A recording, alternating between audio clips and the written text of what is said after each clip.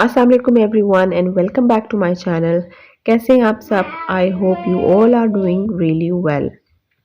तो जी आज है मंडे का दिन और वीकेंड के बाद मंडे को मॉर्निंग में उठना भी एक स्ट्रगल से कम नहीं होता। तो आज मेरे हस्बैंड का ऑफ था तो वो सो रहे थे। शार्ली स्कूल जा चुकी थी। रमज़ान में उसका जो ऑफ होता है स्कूल से वो ज़रा जल्दी हो जाता है, 12 बजे उसको छुट्टी हो जाती है। यहाँ हम निकले हैं शार्लिस को पिक करने। जब मॉर्निंग में उसको ड्रॉप करके आई थी तो सूजी उसी टाइम उठ गई थी, तो उसको नाश्ता वाश्ता कराया और उसके साथ थोड़ा टाइम स्पेंड किया। नहा धो के फ्रेश हुए तो शार्लिस के स्कूल का पिक करने का टाइम हो गया था। तो जी घर का जितना काम था वो मैंने कुछ भी नहीं किया, अब वापसी पे करूँगी।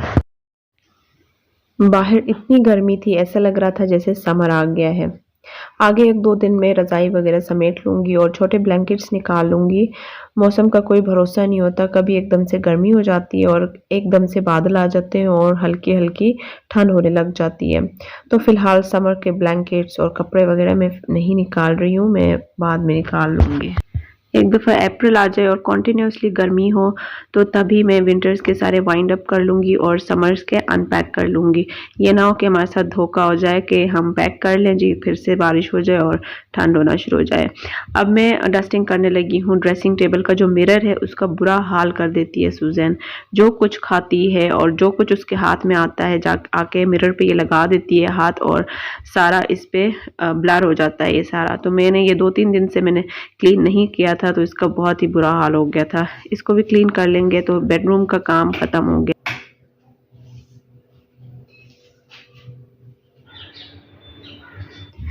शार्लिज और सूजी को मैंने लंच करा दिया था और हस्बैंड घर पे हैं तो उनके साथ टाइम स्पेंड कर रहे हैं। मैं आ गई थी मशीन लगाने, कपड़े काफ़ी सारे जमा हो गए थे। जब ये बास्केट भर जाता है और कपड़े बाहर आने लगते हैं ना तो मुझे अजीब सी टेंशन शुरू हो जाती है। वैसे भी मैंने सुना है ज़्यादा देर गंदे कपड़े और कूड़ा घर में नहीं रखना चाहिए, इससे घर में बरकत ख़त्म हो जाती है और नेगेटिविटी क्रिएट होना शुरू हो जाती है। और कपड़े जब बहुत ज़्यादा पाइल अप हो जाते हैं और जब हम उनको वॉश करते हैं तो उनको बाद में समेटना भी बहुत मुश्किल होता है, इसलिए थोड़े-थोड़े हों तो वॉश करते रहें, बाद में फ़ोल्ड करके अपनी जगह पर रखते जाएँ तो आसानी हो जाती है। तो यहाँ पर कपड़े मैंने मशीन में डाल दिए थे और अब ये वॉश होते रहेंगे। सुबह से बच्चों को मैं कुछ न कुछ दे रही थी खाने के लिए, तो बर्तन ऐसे कैसे सिंक में पड़े हुए थे तो इनको भी मैं वॉश करके अपनी जगह पर रख दूँगी। कुछ कपड़े मैंने रात को वॉश किए थे, वो ड्राई हो गए थे। अब इनको फ़ोल्ड करके मैं अपनी-अपनी जगह पर रख दूँगी और मेरे पास बाहर काफ़ी जगह होगी ताकि मैं जो अभी वॉश हो रहे हैं उनको भी डाल सकूँ। तो ये वाली जो रूटीन मैंने आपके साथ शेयर की है आज की, ये मेरी लिटरली मेरी रूटीन है डेली। मैं मोस्ट ऑफ द डेज़ मेरी यही रूटीन होती है जो मैं आपके साथ शेयर कर रही हूँ। और उसके बाद मेरी जो काम वाली है वो झाड़ू पोछा करके चली गई है और उसकी मुझे टेंशन नहीं रहती। ये जो जूते हैं ये सूजी के काम होते हैं कि बाहर निकालती है और उनको 1 बाय 1 पहन के फैला देती है। तो अब इनको भी मैं वापस अपनी जगह पर रख दूँगी। ये बस थोड़ी ही देर के मेहमान हैं रैक के अंदर, फिर निकाल लेगी सूजी। तो खैर मैंने इनको भी अपनी जगह पर रख दिया है, थोड़ा-सा जो हमारा एंट्रेंस एरिया है थोड़ा प्रेज़ेंटेबल लग जाए। तो उसके बाद जी हमारे कपड़े भी वॉश हो गए थे तो अब इनको मैं बाहर डाल दूँगी। आज धूप काफ़ी तेज़ थी और बहुत अच्छा मौसम था। ये जो हमारा बैकयार्ड है यहाँ पे दोपहर के बाद धूप नहीं आती तो ये मॉर्निंग तक आराम से ड्राई हो जाएँगे।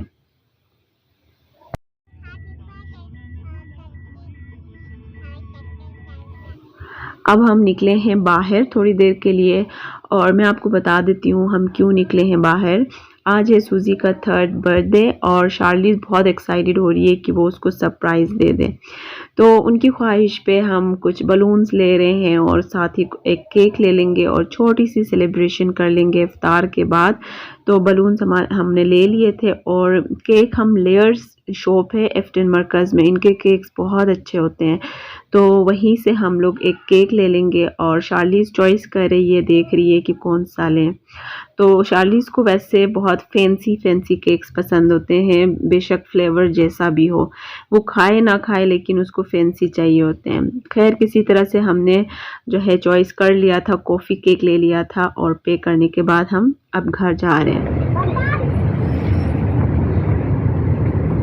सूजी इफ्तार में भी अभी थोड़ा सा ही टाइम रह गया था, तो मुझे टेंशन हो रही थी कि कहीं देर ना हो जाए हमें। तो खैर हम घर आ गए थे और इफ्तार में अभी 1.5 घंटा था और मैं आज कुछ ज़्यादा बना नहीं रही हूँ। हम लोग बाहर से ऑर्डर कर लेंगे बच्चों का फेवरेट कुछ, और उसके साथ ही मैं वाइट कढ़ाई बना रही हूँ जो कि बहुत ही सिंपल है, बहुत ही ईजी है और कुछ कटिंग करने की ज़रूरत नहीं है, हाफ़ एन आवर में रेडी हो जाएगी। तो इसीलिए मैं रिलैक्स थी। तो यहाँ पे मैंने ले लिया है 1 केजी चिकन और अब उसको अच्छे से वॉश करके कढ़ाई में शामिल कर लेंगे ऑयल, और ऑयल के ऊपर जो चिकन हमने वॉश किया है वो डाल देंगे। ठीक है, डालने के बाद उसको अच्छे से मिक्स कर लेंगे और मिक्स करने के बाद कुछ इंग्रेडिएंट्स चाहिए जो मैं तैयार करके गई थी। यहाँ पर मैं 1 टीस्पून इसमें डाल रही हूँ मिर्चों का पेस्ट और 1 टीस्पून जिंजर गार्लिक पेस्ट जो मैंने प्री रमज़ान प्रेप में बनाया था, वही मैं यूज़ कर रही हूँ, मेरे पास बना हुआ है। और उसके साथ ही थोड़ा सा नमक डाल दूँगी और अब इसको अच्छे से मिक्स करके ढक के 5-6 मिनट के लिए रख दूँगी ताकि ये थोड़ा सा कुक हो जाए। अभी हमारे पास थोड़ा सा टाइम है तो मैं धनिया गार्निश करने के लिए कट करके रख दूंगी और साथ ही अदरक में जूलियन में कट कर रही हूँ। और यहाँ पर जो मसाला हमें चाहिए वो भी रेडी कर लेते हैं। 2 कप मैंने दही लिया है, 1 टेबलस्पून धनिया पाउडर, 1 टेबलस्पून ज़ीरा पाउडर और 2.5 टेबलस्पून मैंने काली मिर्चों का पाउडर डाल दिया है। और अब इसको अच्छे से मिक्स करके साइड पे रख देंगे। टाइम हमारे पास काफ़ी कम रह गया था तो जल्दी जल्दी से मैं सैलड बना रही हूँ और ये वाला सैलड वाइट कढ़ाई के साथ बहुत अच्छा लगता है, तो इसको भी मैं बना के साइड पे रख दूँगी। तो यहाँ पे हमारा जो चिकन है वो कुक हो गया है ऑलमोस्ट, और इसकी जो रॉ स्मेल है वो भी ख़त्म हो जाती है इस पॉइंट पे, और जो हमने मसाला रेडी किया था वो भी सारा इसके अंदर पोर कर दूँगी और अब मिक्स कर लेंगे। अब ऑयल सेपरेट होने तक थोड़ी देर ढक के पका लेंगे और उसके बाद मैं आपको नेक्स्ट स्टेप बताती हूँ। I'm here to eat खीरा।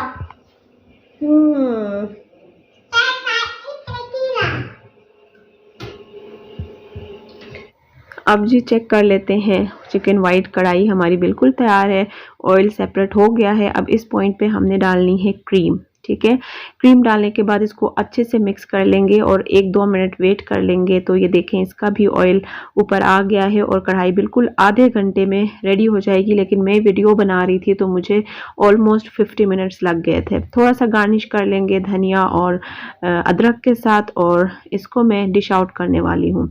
तो साथ ये जामे शीरी है जो सबका फेवरेट होता है, आपको पता है इफ्तार में ये तो बहुत ज़रूरी है। तो मैंने जामे शीरी तैयार कर लिया है, सैलेड हो गया है और वाइट कढ़ाई का जो फाइनल लुक है वो भी मैं आप लोगों को दिखा देती हूँ। ठीक है, ये इसकी है फाइनल लुक। और पिज़्ज़ा ऑर्डर कर लिया था हमने साथ में, तो पिज़्ज़ा भी आ गया था। अभी तकरीबन 10 मिनट ऑलमोस्ट थे इफ्तारी में, तो पहले ही मैं दस्तरखान में सारी चीज़ें ला के रख दूँगी ताकि बाद में रश ना हो। रमज़ान के जो शुरू वाले दिन होते हैं ना, इनमें ज़्यादातर लोग डीप फ्राइड चीज़ें खाना पसंद करते हैं, समोसे, पकोड़े, इस तरह की चीज़ें, लेकिन आहिस्ता आहिस्ता बंदा फिर फेड अप हो जाता है और सालन रोटी की तरफ आ जाते हैं। तो सालन रोटी ही हेल्दी है वैसे। 3 कैंडल्स ने मुझसे तो केक ही गिर जाएगा।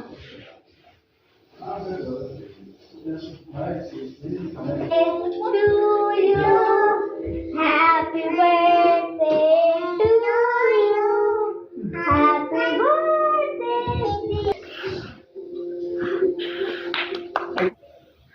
तो बस यहीं पे मेरी वीडियो एंड होती है। आई होप आपको पसंद आई होगी, और अगर थोड़ी सी भी पसंद आई है, यहाँ तक अगर आप देख रहे हैं इसका मतलब कुछ तो पसंद आया है आपको। तो प्लीज़ मेरे चैनल को सब्सक्राइब कर लें, इससे आपका कुछ भी नहीं जाएगा, ट्रस्ट मी, लेकिन it will mean a lot to me. Thank you so much, अपना ख्याल रखें, अल्लाह हाफिज़।